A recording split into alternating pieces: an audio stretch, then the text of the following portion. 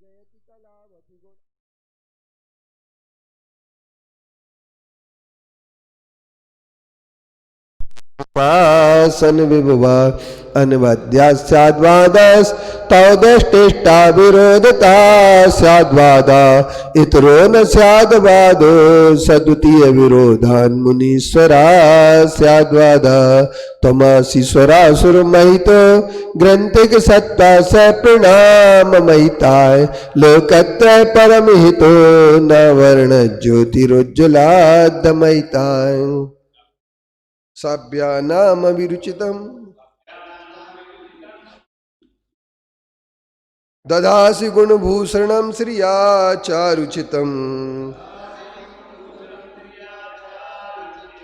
मग्नं स्वास्यां रुचितम जयश्च मृगलांछनं सुकान्तया रुचितम सभ्यानाम अभिरुचितम ददासि गुणभूषणं श्रिया चारुचितम् मग्नं स्वास्यां रुचितम् जयश्च मेघलाञ्छनं सुकान्तया रुचितम्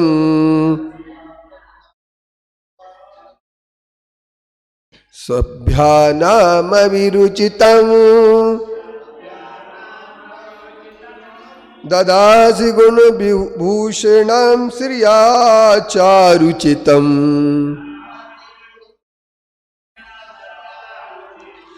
मग्नं स्वास्यं रुचितम् जयसि च मेघलाञ्छनं सुकान्तया रुचितम्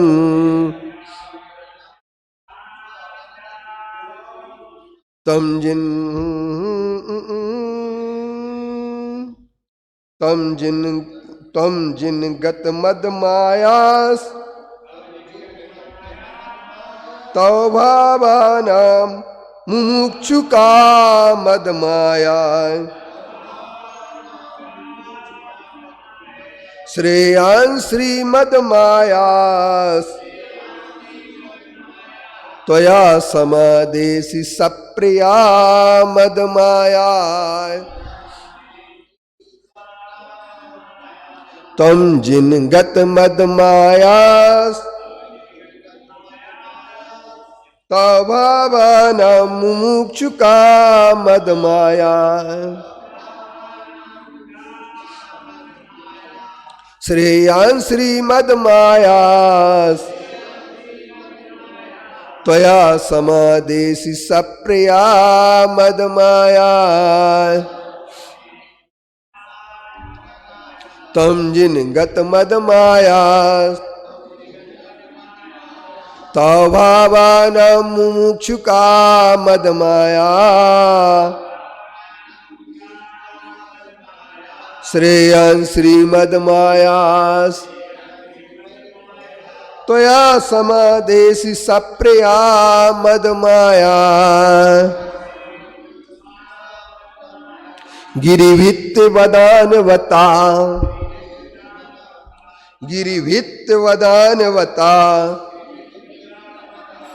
श्रीमत्यो दंतना सर्वदानवता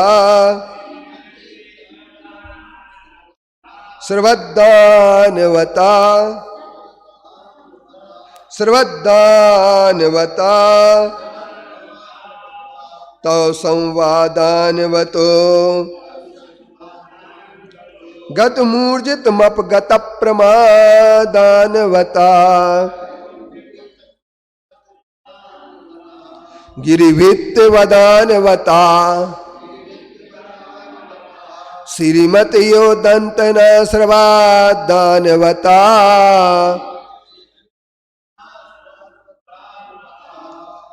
तव संवादानवतो गत मूर्जितमपगत प्रमादानवता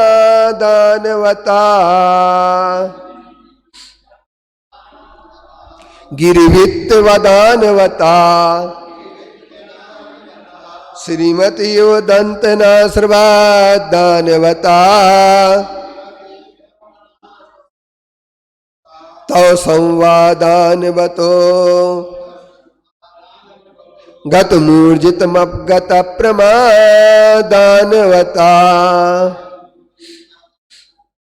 मपगत प्रमादानवता गिरिभित्तिवदानवता श्रीमत्यो दंतना सर्वदानवता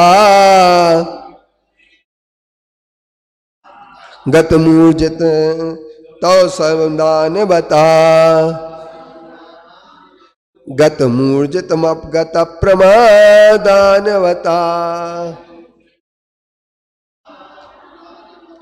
बहुगुण संपद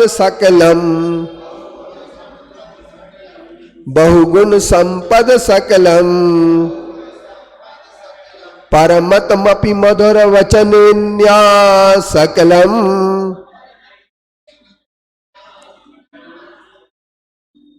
न भक्तवतं सकलं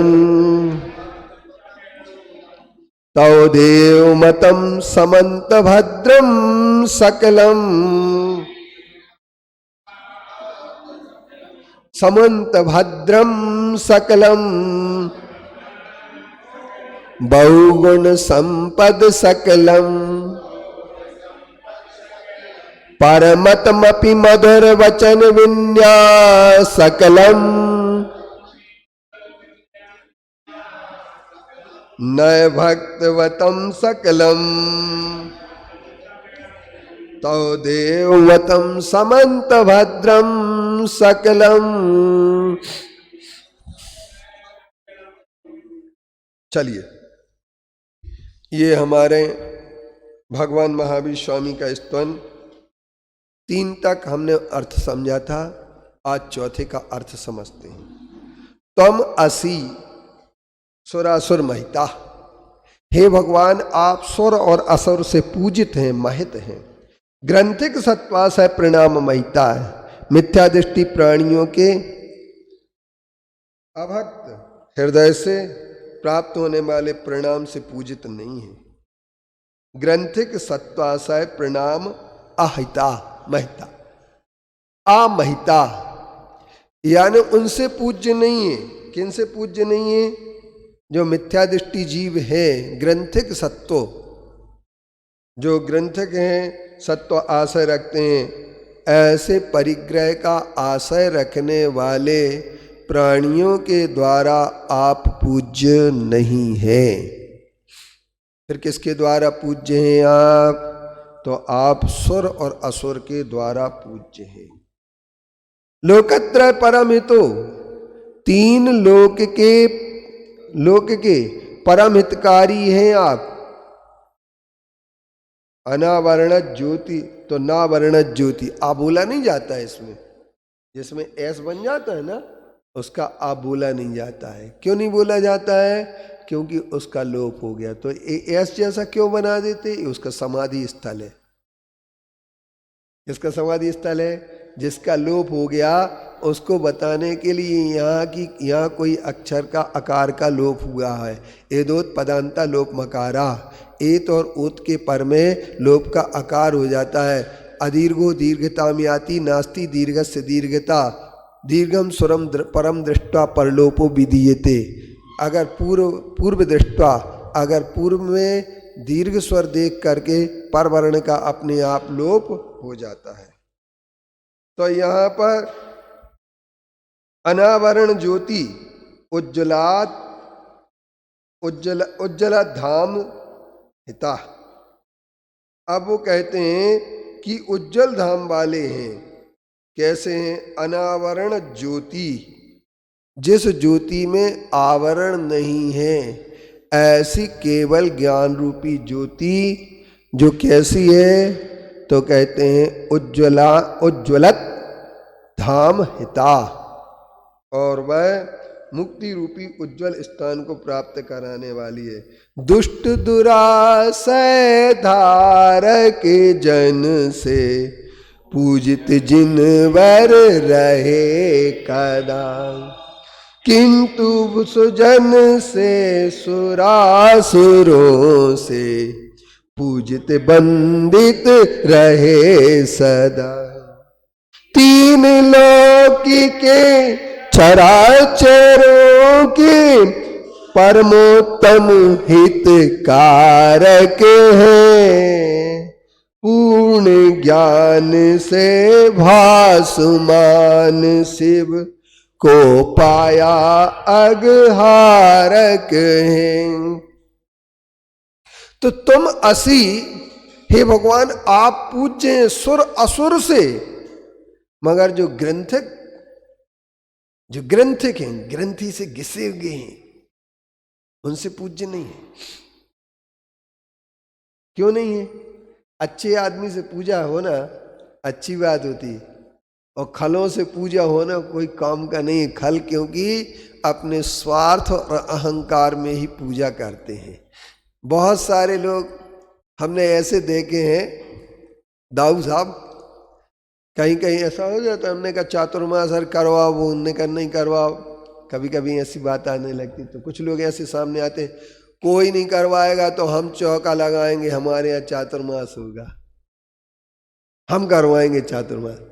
ठीक, कोई बात नहीं। बाद में पता लगता है कि उनने पूरा चातुर्मास गुजर गए, एक भी बार चौका ही नहीं लगाया। क्यों? ऐसा क्यों हो गया? तो ऐसा अहंकार में कह गए वो। तो ऐसे लोगों से पूज्य नहीं है भगवान। आप महावीर भगवान, आप तो दुष्ट लोगों से पूज्य नहीं है, खल लोगों से पूज्य नहीं है, जिनके पास मिथ्यात्व बैठा है, जिनके पास अज्ञान बैठा है, उन लोगों से पूज्य नहीं है। फिर किससे पूज्य हैं? तो पूज्य हैं वो किससे? तो उनसे पूज्य हैं जो महान हैं। सुर और असुर से पूज्य हैं। तीन लोक के हित करने वाली अनावरण ज्योति के धाम जो प्राप्त हो चुके हैं, ऐसे महावीर भगवान के चरणों में नमन करते हुए अपन अपनी बात आगे बढ़ाते हैं। सभ्यानाम अभिरुचितम, जो संधि विच्छेद हो गया ये, सभ्यानाम अभिरुचितम, जो सभ्यों के अभिरुचित हैं? अभी आ जाएगा। ददासी गुणभूषणम श्रिया चारुचितम, चारुचितम मग्नम स्वास्याम रुचितम, रुचितम जयश्च मेघलांछनम सुकांतया रुचितम। हे भगवान, आप सभ्यों के, जो सभ्यानाम अभिरुचितम, रुचिकर हैं। श्रिया, श्रिया का अर्थ क्या होता है? लक्ष्मी। और अष्टप्रातिहारी रूपी लक्ष्मी से चारुचितम, सुंदरता व्यापक है। गुणभूषणम, और गुणों के आभूषण हैं। ऐसे गुण के ऊपर ददासी, धारण करते हैं। च सुकांतया रुचितम, अपनी कांति के द्वारा, स्वस्याम रुचि, अपनी रुचि कांति में मगनम, रुचितम मगन है, सुंदर है। तम मृगलांछनम, उस मृगलांछनम चंद्रमा को, जिसका मृग है लांछन, उसे मृगलांछन कहते हैं। जिसका हिरण ही चिन्ह है, चंद्रमा के ऊपर एक हिरण दिखता है, वो हिरण जिसका चिन्ह है उसे मृगलांछन कहते हैं। तो मृगलांछन का मतलब क्या हो गया? कि जो जिनके पास वो चंद्रमा में जो सुंदरता है, उस सुंदरता से ज्यादा सुंदरता भगवान महावीर स्वामी आप में है, और आप उस चंद्रमा की सुंदरता को जीत लेते हैं। इसी के लिए आचार्य श्री ने कहा है, समो शरण थित भव जनों को, रुचिते मन की लोभ रहे। सामूहिक जो आत्मिक गुण से, सामुद्रिक आत्म गुणों से, हे प्रभुवर अति शोभ रहे। चम चम चम के निज कांति से, ललित मनोहर उस शशि को, जीत लिया त्रय, जीत लिया तो काय कांति ने, प्रणाम मम हो जिन ऋषि को। ऐसे जिनेंद्र भगवान को नमस्कार करते हैं जिनने सामुद्रिक, सामुद्रिक किसे कहते हैं? एक शरीर में जिसकी सामुद्रिक सुंदरता हो। सामुद्रिक सुंदरता क्या चीज होती है? रंग काला भले हो, नीला हो, हरा हो, लाल हो, कोई भी रंग हो, यदि सामुद्रिक सुंदरता होती है तो नाक जितनी है उतनी ही माथा होगा लंबा, उतने ही नाक से लेकर के ठुड्डी तक होगी, कान भी उतने होंगे, भौहें भी उतनी होगी, हाथ उससे 1.5 गुने होंगे, कहाँ कंधा से कोहनी तक, और कोहनी से लेकर के पंजे यहाँ तक 1.5 गुने होंगे और हथेली चेहरे के बराबर होगी, और पैर उरु जंगा से लेकर घुटने तक चेहरे से दूने होंगे, और घुटना से लेकर के एड़ी तक पैर चेहरे से दुगने होंगे। कमर 1.25 गुनी होगी, सीना चेहरे से 1.5 गुना होगा, कंधे चेहरे से दुगने होंगे दोनों की दूरी। ये जिसके पास बराबर होता है वो सामुद्रिक सुंदरता कहलाती है। कौन सी सुंदरता? और सामुद्रिक सुंदरता जिसके पास हो गई, ऐसे सभ्यों में अभिरुचित हैं जो सभ्या नाम अभिरुचितम। और सभ्य कौन कहलाते हैं? सभ्य किसे कहते हैं? तो मैं इतनी सभ्यता भी नहीं है यार, सभ्य बनो जरा थोड़ा सा। बताओ सिद्धार्थ, सभ्य किसे कहते हैं? जेंटलमैन नहीं, जिसमें सभा में बैठने की योग्यता होती उसे सभ्य कहते हैं। किसमें बैठने की? सभा में बैठने की जिसमें योग्यता होती है उसे सभ्य कहते हैं, और जो सभा में बैठने की योग्यता नहीं रखते उन्हें असभ्य कहते हैं। अब तो बताओ तुम सभ्य हो कि असभ्य?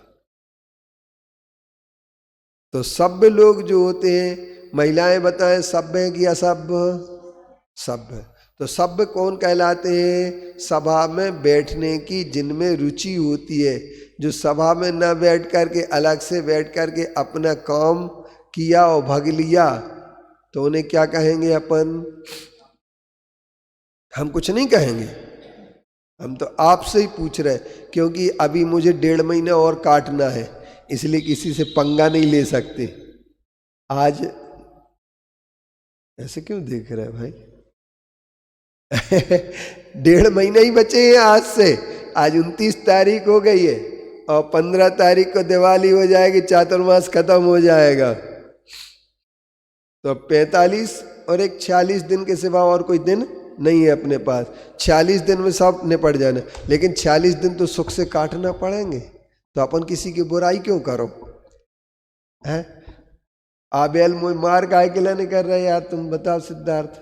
है अपन तो ठाकुर के गांव में रहियो तो ठाकुर के ऐसी कहियो, और ऊँट बिलैया ले गई तो हाजू हाजू कहियो, क्योंकि ठाकुर के गांव में रहना पड़ता है। मगर एक ध्यान रखना, असभ्य वो कहलाते हैं, मैं तो पर किसी को व्यक्तिगत नहीं कह रहा हूं, असभ्य वो कहलाते हैं जो सभा में बातचीत करते हैं, प्रवचन चल रहे हैं तो वो अपनी अपनी धका रहे हैं, अपना मोबाइल लेके बैठ जाते हैं, तो ऐसे लोग सभ्य नहीं कहलाते। सभ्य वो कहलाते हैं सभ्यानाम अभिरुचितम, जिन सभ्य जीवों में स्थित भव्य जीवों के आपके प्रति अभिरुचि थी। अभिरुचितम और अष्टप्रात श्रिया, अष्टप्रातिहारी लक्ष्मी से चारुचितम, जिनकी सुंदरता पूर्वक व्याप्त थी, और गुणभूषणम, गुणों के आभूषण थे, गहनों के आभूषण नहीं, गुणों के आभूषण थे। और गुण के आभूषण कौन कहलाते हैं? गुण के आभूषण किसको होते हैं? तो गुण के आभूषण उन्हें होते हैं जिनके अंदर क्या पाया जाए? जिनके अंदर ये पाया जाए सम्यक दर्शन, सम्यक ज्ञान, सम्यक चारित्र, अनंत ज्ञान, अनंत दर्शन, अनंत सुख, अनंत वीर्य, ये गुण की शोभा है। और गुण की शोभा जिसके पास पाई जाती है वो महावीर भगवान बन जाता है। और जिनके पास गुण नहीं है वो क्या बनेगा? बंदे तद्गुण लब्धये, उनके गुणों की ही पूजा होती है। तुम जिन गत मद माया तावाना मुक्षु का मद माया, श्रेयान श्रीमद माया त्वया समादेशिमस सप्रिया मद माया। ये चौथी बार मुमुक्षु शब्द आया है। पहला मुमुक्षु शब्द आदिनाथ भगवान में आया था, दूसरा मुमुक्षु शब्द अरनाथ भगवान में आया है। तीसरा मुमुक्षु शब्द और चौथा मुमुक्षु शब्द ये आ गया है। तो मुमुक्षु, हे मुमुक्षु के क्या हैं? जो कामद। मुमुक्षु मोक्ष की जो इच्छा रखते हैं, अकेला ये नहीं दिया। मुमुक्षुणाम मोक्ष प्रकांक्षणम कामदा मोक्ष लक्षणम वांछित फलप्रदम। जो मुमुक्षु वो कहलाते हैं जो मोक्ष की इच्छा करते हैं, मोक्ष के अभिलाषी जनजीवों के लिए कामद, काम उनकी कामना पूरी करने वाले हैं। जिन वीर जिनेन्द्र भगवान तम माने आप गत मद माया। सुन लो, इस चीज से रहित हो गए, गत मद माया। माया से रहित हैं और मद से रहित हैं।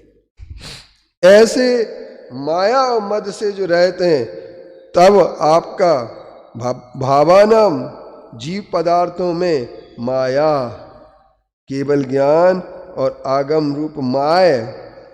माय माने प्रमाण होता है। माय माने प्रमाण होता है। मान प्रमाण होता है, प्रमाण। और माय माने हो जाता है, मान माने नाप तोल।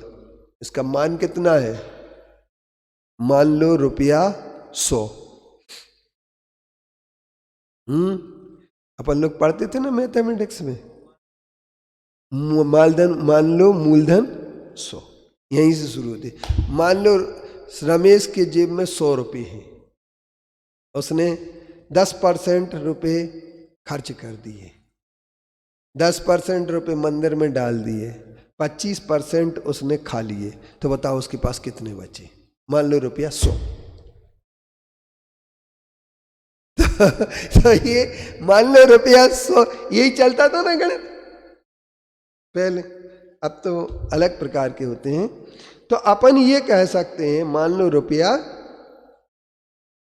तो तुम जिन गतमद मायास्तो भावानाम पदार्थानाम माया श्रेयन श्रीमद मायास।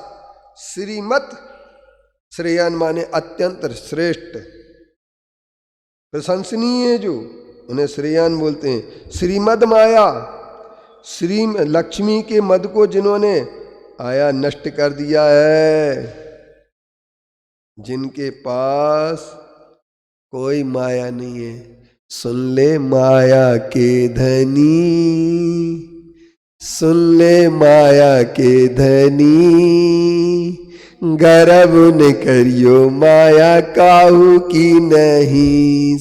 इसलिए गत मद माया, माया का मद नहीं है जिनके पास, गत मद माया।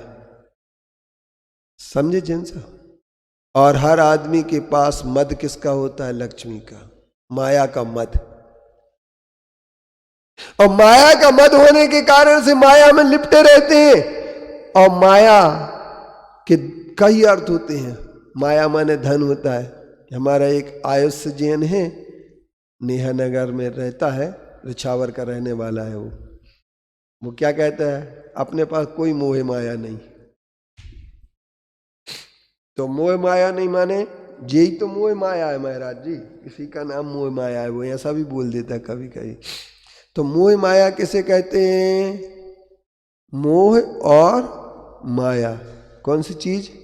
मोह और माया।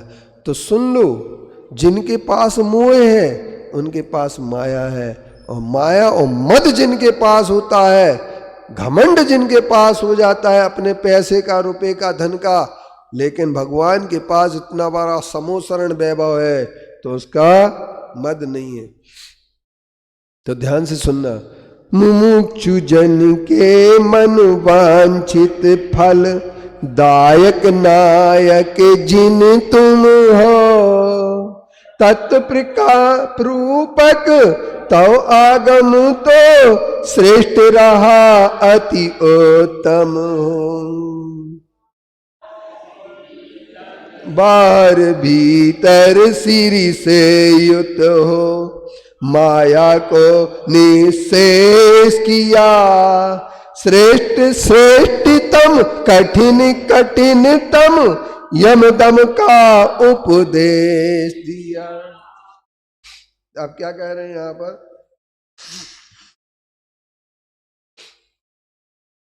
ये कह रहे हैं, हे भगवान, आप मद और माया से मुमुक्षु जन के मन वांछित फलदायक नायक तुम जिन हो। मुमुक्षु जो मोक्ष की इच्छा रखते हैं, ऐसे जन के आप नायक है और फलदायक है।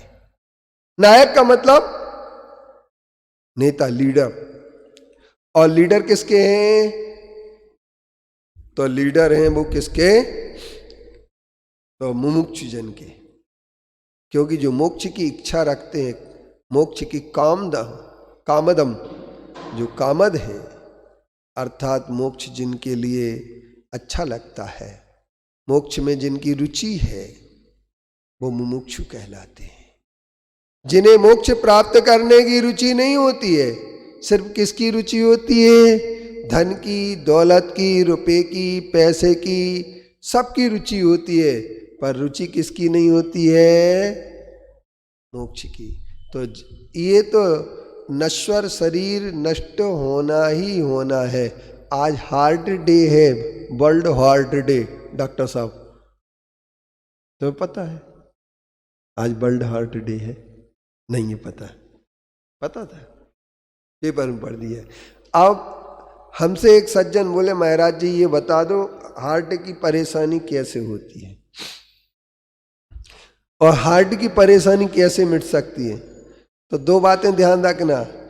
अटैक उनको ही आता है जिनके टेंशन होता है। सबसे पहला सूत्र है, जिसने टेंशन कोई भी ले लिया उसे अटैक की संभावना बढ़ गई। बिंदास जिसने जीना सीख लिया उसको अटैक मटैक नहीं आता। ब्लड प्रेशर उनके लिए बढ़ता है जिनको तनाव होता है। जो तनाव से मुक्त है उनको ब्लड प्रेशर नहीं बढ़ता है। तो एक ध्यान रखना, तनाव श्रम से कभी भी कोई आदमी बीमार नहीं होता है। इसलिए अभी मूक माटी में आचार्य श्री ने जो लिखा है, वो महाराज जी मूक माटी रोज पढ़ाते ही हैं, उसमें आप लोगों ने पढ़ा भी होगा या आगे पढ़ेंगे कि जितना भोजन कीजिए दुगना पानी पी, तिगना श्रम चौगना हंसी, वर्ष 125 जी। इतने में आप लोग सब समझ लेना कि अगर 125 साल तक जीना है तो जितना भोजन करें उससे दूना पानी, तिगना श्रम और चौगनी हंसी, ये 3 चीजें अगर बराबर संतुलित होंगी तो ये ध्यान रखना। अगर सबसे ज़्यादा 60 वर्ष के बाद में लोग जो होते हैं क्या करते हैं, अपने एक्सरसाइज को घटा देते हैं। अब हमारी उम्र हो गई, ये सबसे बड़ा खतरा है। आज के वर्ल्ड हेल्थ डे पर, अगर हार्ट डे पर अपन समझें तो सबसे बड़ी खिलवाड़ यहीं से शुरू होती है।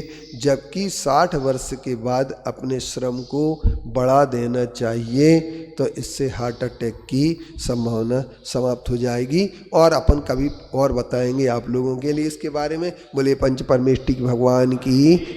आचार्य